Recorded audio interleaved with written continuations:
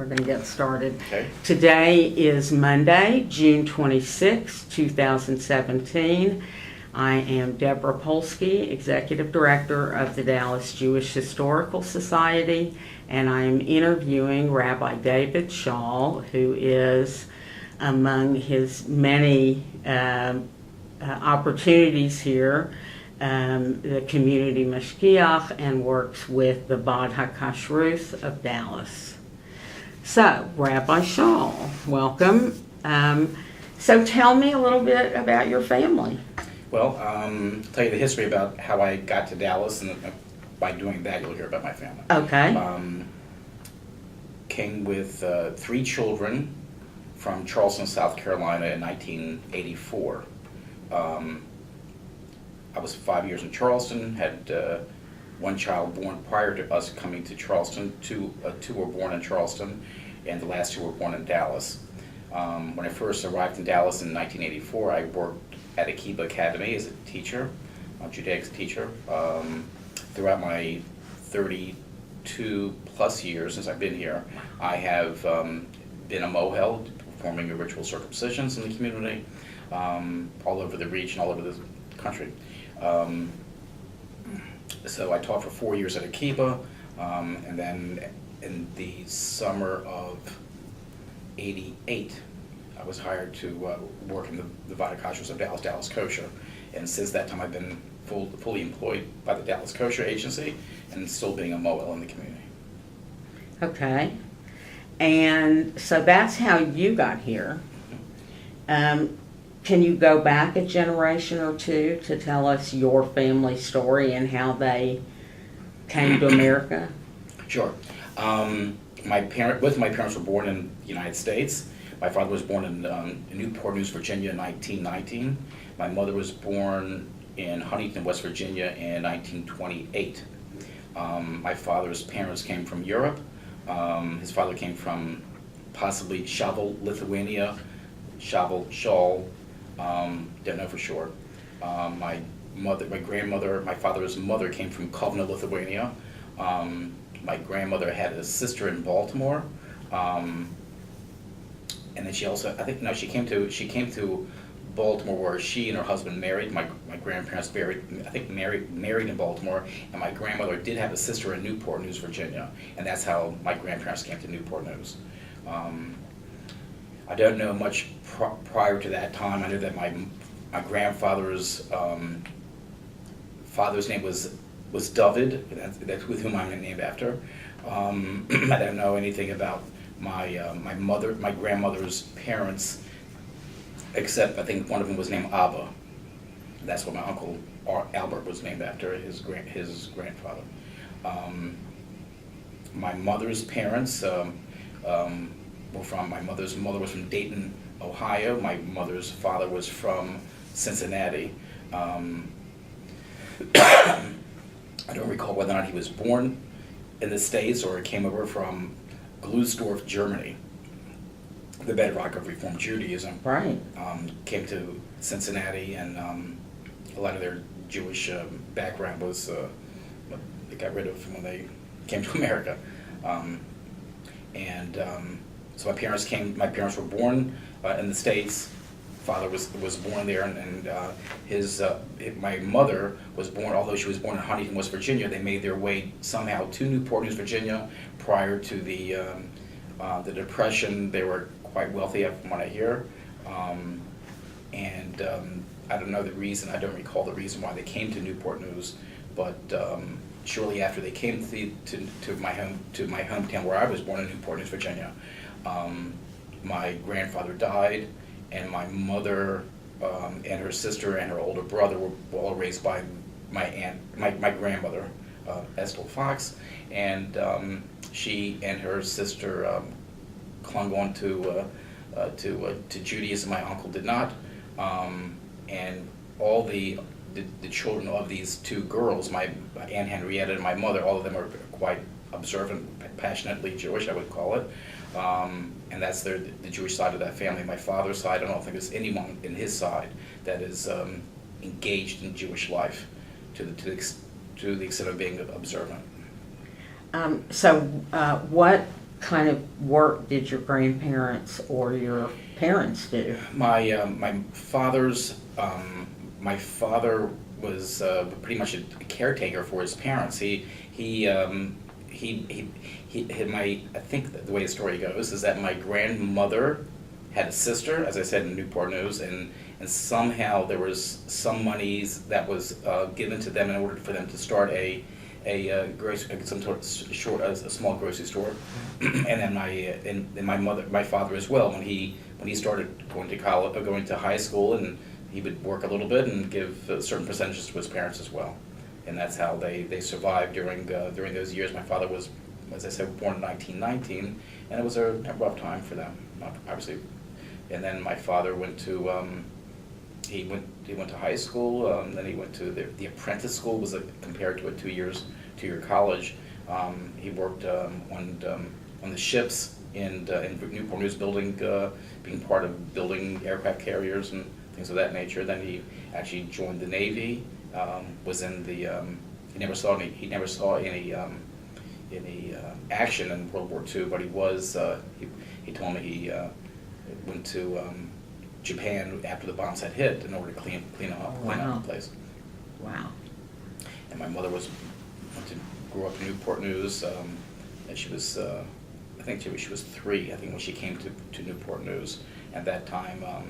And shortly after that, I think her father passed away, and my grandmother just had to do whatever she had to do in order to support the 3 children, and they had a candy shop, and I think that's how they supported themselves. And my mother worked in the post office for a while. My parents got married in '49, and my sister was born in '52, and I was born in '55.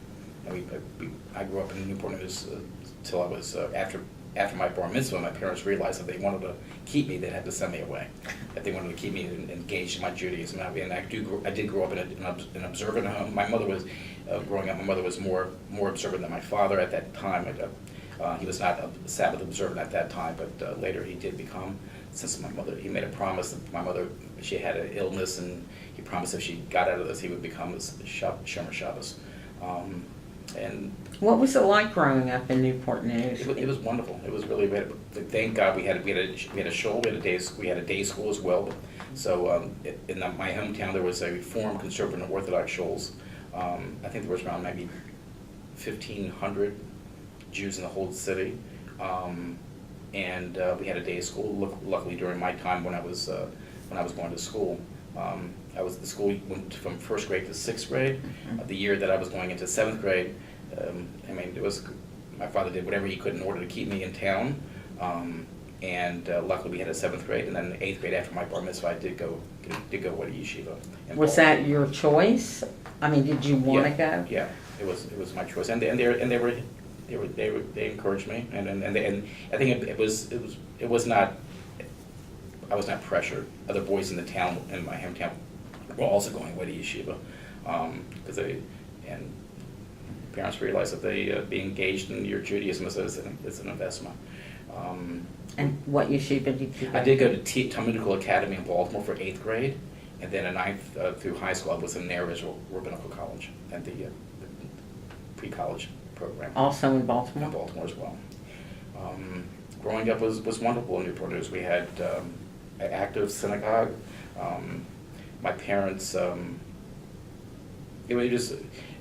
were engaged in synagogue life and Jewish life, and our rabbis was truly my heroes. My teacher in the day school and the rabbi of the synagogue were my heroes, and I realized at a young age that here's some yeshiva educated people that brought a love of Judaism to a small little town of Virginia. That was my passion. I really wanted to emulate that, and I fulfilled my wish was to go back to the South to teach Torah. And I went to Charleston for 5 years, and then Dallas for 4 years, and going above the Mason-Dixon line is a little difficult for me. Although I have 2 of my kids live up in New York presently, and I visit, but it's a different world. It's a different planet. Yeah, for sure. So tell me, what were holidays like? Yom Tovim holidays were wonderful. I remember Shabbos was Shabbos every week. I used to walk to Shul, you'd maybe get a ride to Shul before Shabbos would begin, and then walk home. I remember having a sukkah. I remember having Pesach Seders with my cousins. My aunt Henrietta, she passed away at a young age, and her 4 daughters and my sister and I were like one strong group, and it was one really close family. I was still very close with my 4 cousins. Pesach we would all get together, and my mother would encourage me, make sure you have something to say at the Seder. It was wonderful. I remember grinding the chrein, the horseradish on the porch, and crying. I remember the smells of gefilte fish being made. I remember my maid, Virginia, God bless her. She's still living. We have still been in contact with her. And the maid that we had, she would make southern fried chicken every Erev Shabbos, and we'd have potato kugel. She made the best potato kugel and green beans, and there was an NCSY in our hometown as well, which is a youth program, and that infused a lot of ruach into our spirit, into our family, and into the number of families that were kept to be engaged in their Judaism. And many of the people that had NCSY in the day school are leaders in their communities. Miami, New York, still are part of the Newport News legacy. That's nice. That's nice to know. How did your family, was keeping kosher difficult? It's interesting. In Newport News, Virginia, when I was a child, there were 2 kosher butchers in town. Wow. 2 kosher butchers. And then over the years, they could not support both of them, and my parents when they would come visit me up in Baltimore, they would call the butcher up and say, we'd like to have a cow and have it frozen so we could bring it back home. And I think there was poultry they could still get in Newport News. Yeah. And so it was very, very special. It was not difficult. Because I grew up in Newport News, where it wasn't difficult, I didn't think it was difficult. I never knew to go out to eat. It was never. Right. And then even any time I went out to eat, it was a novel idea. It was difficult for me to understand. Even when we first had a kosher restaurant here in Dallas, Deco's, that was one of the first kosher restaurants here in town. I think my backside enjoyed it more than my mouth, to say that I sat down and enjoyed a meal. In my hometown, there was, I remember Sukkot, where we would have the last day of Sukkot, the Mohel and the Shochet. Reverend Fisher would give a talk, and he would talk in Yiddish, and I had no idea what he was talking about, but I just sat and I was mesmerized by the way he was talking. Didn't understand the language, but I was a young child, and he was my Mohel, and he was the Mohel of the community, and he was an older man at that time. And when I learned to become a Mohel, when I was down in Miami, he had already passed away when I was around 21, 22 years old, and I called his son and asked him, could I'd like to claim my inheritance from your father.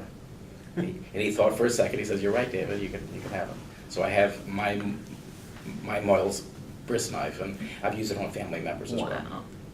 And then I had a bris years ago in Sherman, Texas, and the father was from my hometown. I didn't realize that. He was from Newport News, had the same Moyle as I did, and I cleaned and I take it. And I cherish this knife because it entered me into the bris, and I cleaned it up and I used it on my little boy who was around 30 years old now. That's great. That's a great story. Mm-hmm. Did your parents belonged to NCSY? Mm-hmm. Other than the shul, did your parents belong to Jewish organizations? I think in Newport News there might have been a Hadassah chapter in my hometown. I think my mother was somewhat involved in that. The men's club of the shul, the ladies auxiliary. I remember the ladies auxiliary of Adas Jeshurun Synagogue. That was the name of our shul, Adas Jeshurun Synagogue. The women's group called it the ladies auxiliary. They made it a point that any child that wanted to go to national convention, they would go for free. So the monies that were raised through the years would go towards the kids to go away to the NCSY National Convention up in the Catskill Mountains. I remember in the Shul they had get-togethers, and I don't remember a day in my life where I did not go to Shul. Growing up in Newport News, I mean, every single day, I don't remember not going to Shul. Either Sunday, I was, during the week, I mean, the day school was located in the Shul building. Right. And it was very special. So you graduated from Henrietta Curzon Hebrew Academy in my hometown, Virginia, the day school, which was named after my Aunt Henrietta Curzon Hebrew Academy. She had passed away, and she was, she was passionately Jewish, and the school was named after her. Originally it was called the Tidewater, that part of the country, the Hampton, Newport News, Norfolk area, the Tidewater area of Virginia. Originally it was called the Tidewater Hebrew Academy, I think, and then changed its name to the Henrietta Curzon Hebrew Academy. How lovely. It was, and my cousins went there. Well, not all. The eldest did not. They sent her away to Norfolk. She was like 6 years old, going on a public bus to go to day school. When she was a child, she was probably one of the first to go away to yeshiva, go to a day school when she was 6 years old. It was lovely. The day I graduated from the Henrietta Curzon Hebrew Academy in 1968, 69.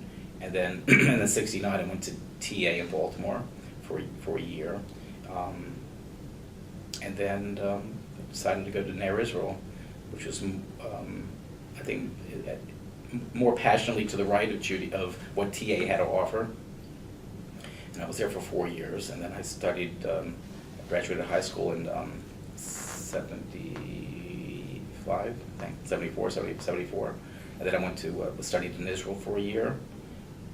And I came back and I went to the Talmudic University of Florida for close to 4 years. Which university? Talmudic University. I went. That was the yeshiva program. Then I went to Miami-Dade Community College and also went to Berry University. At that time, it was called Berry College. It was my graduate school.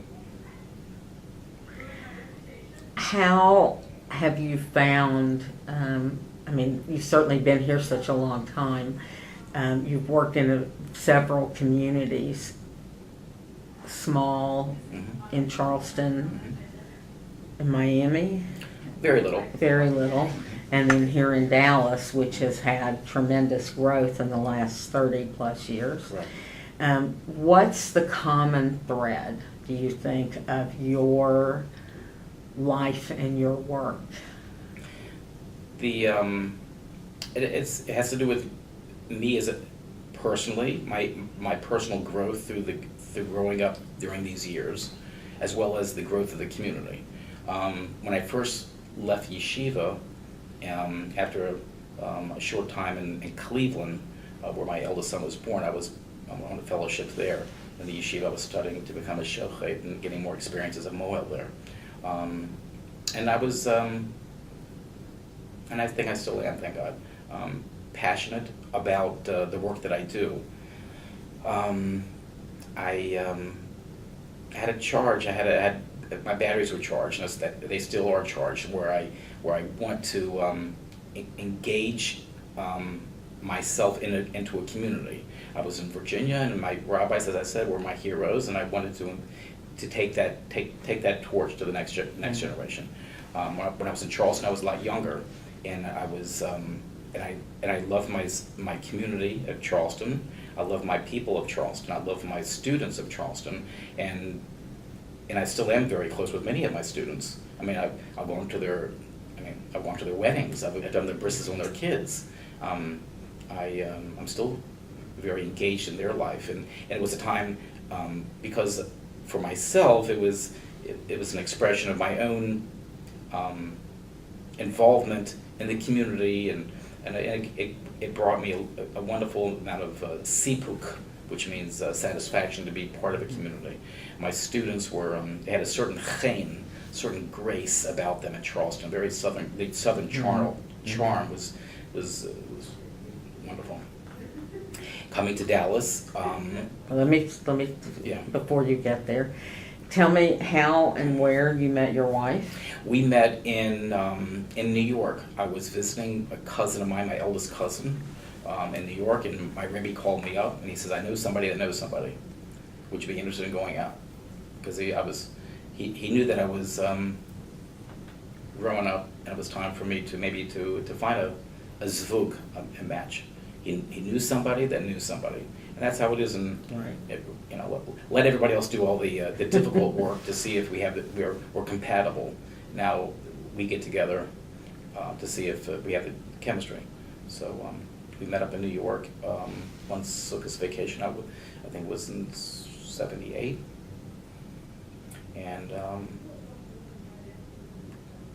we hit it off well, and we had I told her about my direction, what I wanted to do, and was she engaged in that? Did she this is the type of person that she would like to spend the rest of her life with? And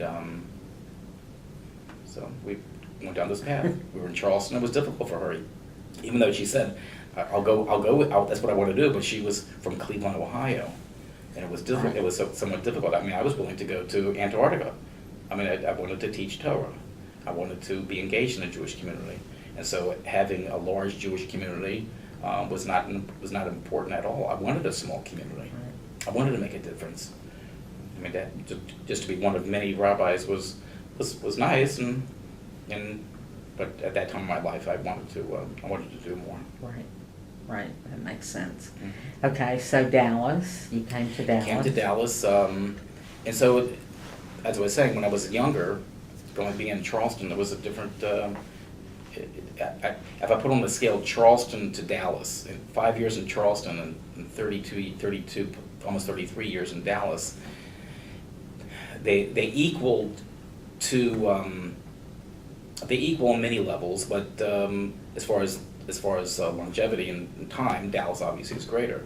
It's when Charleston had its place, and Dallas has its place. And both of them are equally very, very important to me, to my development and maturity as a young Jew. What prompted the move here? I did not want to leave Charleston. I wanted to be there because I was very much engaged. Everything that I learned, I applied to my community. I learned to become a shochet, to slaughter animals. I was the last shochet. It will go down in history. I was the last shochet in Augusta, Georgia. Wow. And the rabbi and the principal understood that it was a public need, and he watched my classes while I went there once every 3 weeks to slaughter close to 25 animals. And the beef went to Augusta as well as Savannah. I invited the rabbi from Savannah, Georgia, Rabbi Rosenberg, God rest his soul. He came in and watched me shecht, and I was in touch with Rabbi Greenblatt in Memphis. It was a wonderful experience. And through one of my times of shechting in Augusta, a young family had a baby boy in Augusta, and we were going to the slaughtering day was going to be on a Wednesday, but the bris was going to be on Tuesday. So I remember rearranging my schedule with the slaughterhouse. I said, I have a bris on Tuesday. Let me do the bris, then right after the bris, I'll come to the slaughterhouse. And that boy, I performed his bris in Augusta, Georgia. I've been in contact with him. So he's already close to 37 years old. He lives in Cleveland. His father was in medical school in Augusta, Georgia, and I visit him. My eldest son lives in Cleveland now, so I make it a point to check on my boys. It's nice. How do I go there? I mean, we were. So you weren't looking to leave Charleston? Yes, I was not. Yeah, very good. I was not looking to leave Charleston. The school was under an enormous amount of pressure. The 85% of the school was coming from, not from the Bris Shalom Beth Israel congregation, which was the Orthodox congregation. 85% of the day school was coming from the conservative and reform and unaffiliated Jews. And pressure was put on the principal and the rabbi of the congregation. Changes need to be made in order to accommodate what we like. So they brought in Israeli shlichim from, which was a different culture. Mm-hmm. I don't think I don't believe there was anything that I personally did that brought about my need to move. But my contract was not renewed because they had pressure from the outside, and they were going to lose their school. Why do you suppose, I know that happens, it certainly happened here as well, people who are not particularly observant or even engaged do send their kids to day school. In Charleston at that time, why do you suppose that happened? Demographics. I mean,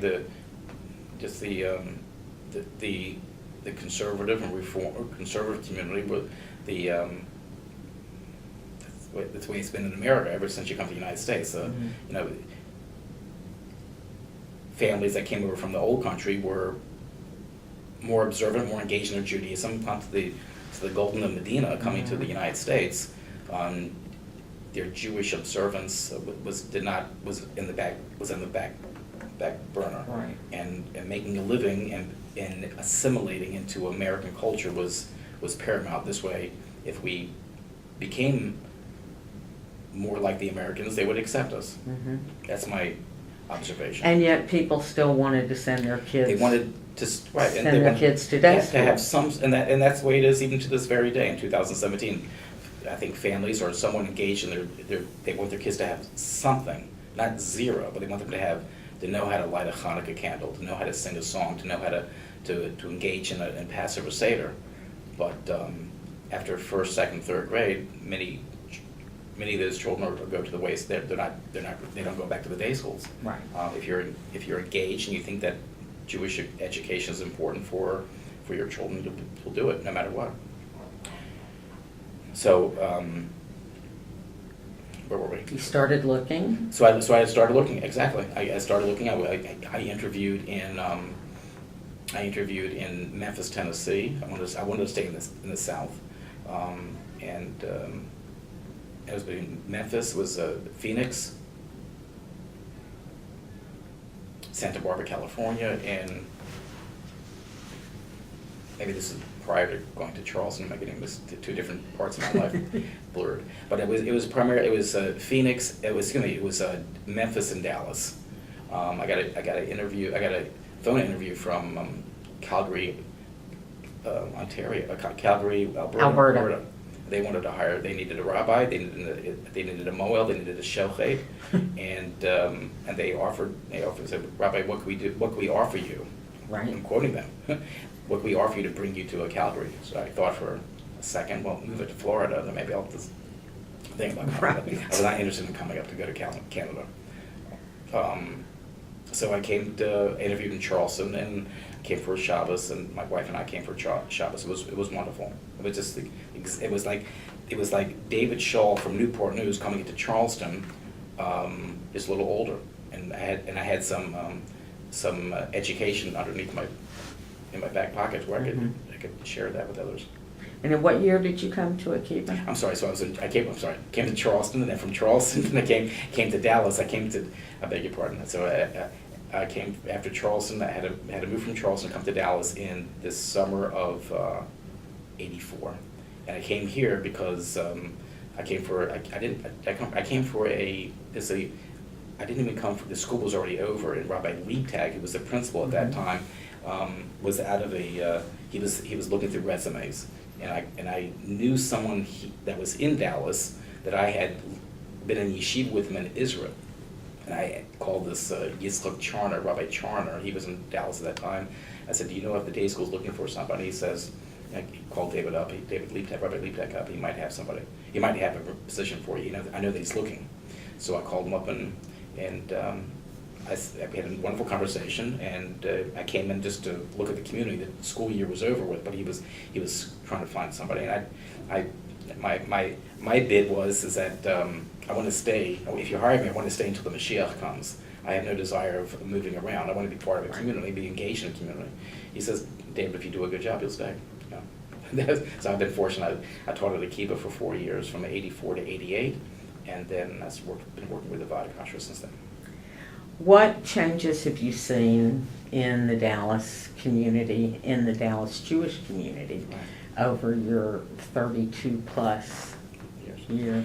The numbers, obviously. When I first came here, there were maybe 20, 25 Sabbath observant families here. There were no eateries in town. The only place to get kosher meat was at Reichman's. Mm-hmm. There was kosher bakery in town, Preisler's. Those are the two known places to get kosher food, and the observant community was second fiddle to any part of Jewish life here. Over the years, I think traditional Judaism has a voice now. At first, the traditional community was, as I say, second fiddle, had no voice at all. And I think the strength within the Orthodox community, the traditional community, engaging community. I think the ones that were more observant, probably are more engaged in their Judaism. I don't want to be judgmental, but it seems that those people that are engaged in kosher living, Shabbos living, Yom Tov living, they're more engaged, and the numbers are stronger than ever before. I think there's probably more Jews in Dallas than ever been in history of the Dallas community. I came Sure. here in the summer of '84, and the Federation gave us the number as 26,000 Jews. I think there's at least 65 to 70,000 Jews. Right. And many of that 70,000 are not affiliated. They believe there's a 5,000 or so that are Jews that they're not engaged in Jewish life at all. So the numbers are stronger. The education, I think, Jewish education has become a very important aspect of Jewish life. As in every city's the same, just the names have been changed. Right. And so when I came here in the summer of '84, Jewish life was made up of the three congregations in the JCC, and that was Jewish life. And I think there are definitely more institutions that are teaching more, that are doing more outreach. But there's many Jews that are becoming more engaged in their Judaism, whether observance or study. Many of our brothers and sisters are just disappearing. So, and I think even the established Jewish community that is not really engaged in Jewish tradition realizes that Jewish education is very, very important. To what do you attribute the significant increase in the traditional community?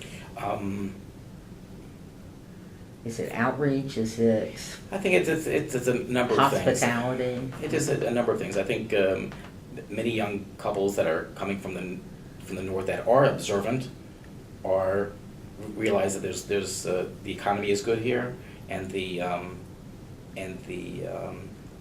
weather is good. That's two. As far as Jews that are part of the Jewish community they realize that there's something to do with Jewish education. It has value.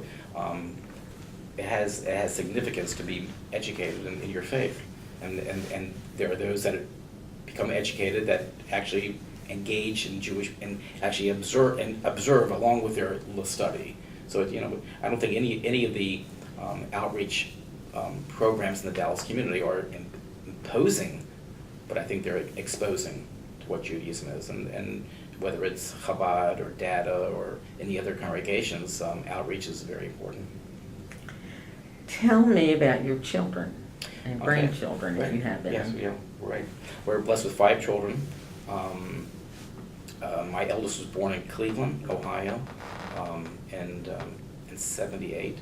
And he, throughout his life, he went here, there, and everywhere, and he went back to Cleveland, and that's where he and his wife and his 4 children are living now. He was educated at Kiva Academy. All my children got a Jewish education at Kiva. He was the first class of Yavna Academy when it was located in the back of the JCC, in the camp area back there that first year. In the lodge. That's right, the lodge. And then for 10th grade, he went to yeshiva in Chicago, to Skokie Yeshiva. He was there for a total of around maybe 4 or 5 years, maybe 6 years.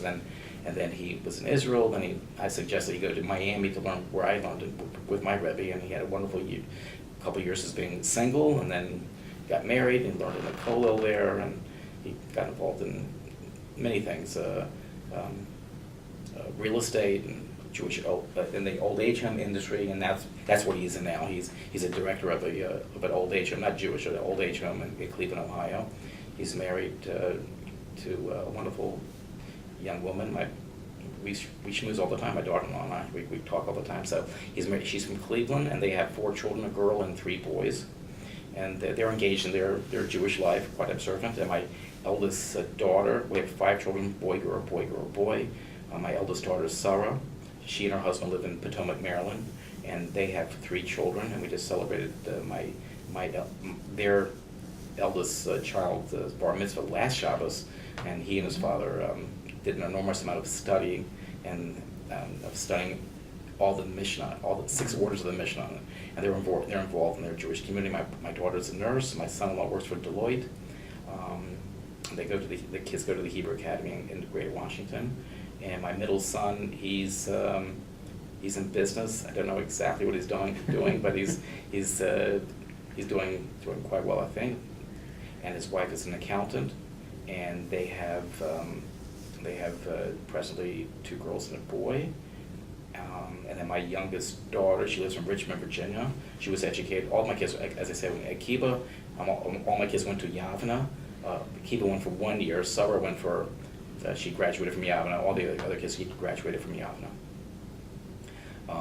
And then they studied in Israel. And my youngest daughter has 1 daughter. She's married to a young man from Richmond. His family's from Richmond. And they have 1 daughter. And my son, my youngest son, Baruch, he went to Akiva, Yavna, and he studied in Israel for 2 years. And he has 2 little boys. That's a little kids. We have 13 Kanai Nahara. Yeah, Mazel Tov. Thank you. And I told the kids I want chai before I leave, so I'll put my order in. Get busy. Yeah.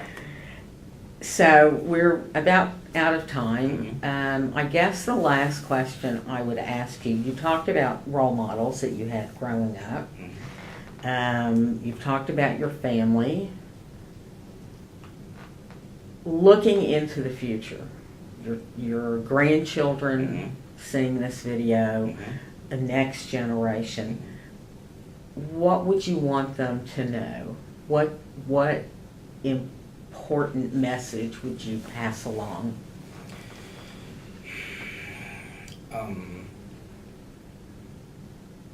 Be engaged. Be engaged in your life. There's a Yiddish expression, "Das ist Kumpsmeer."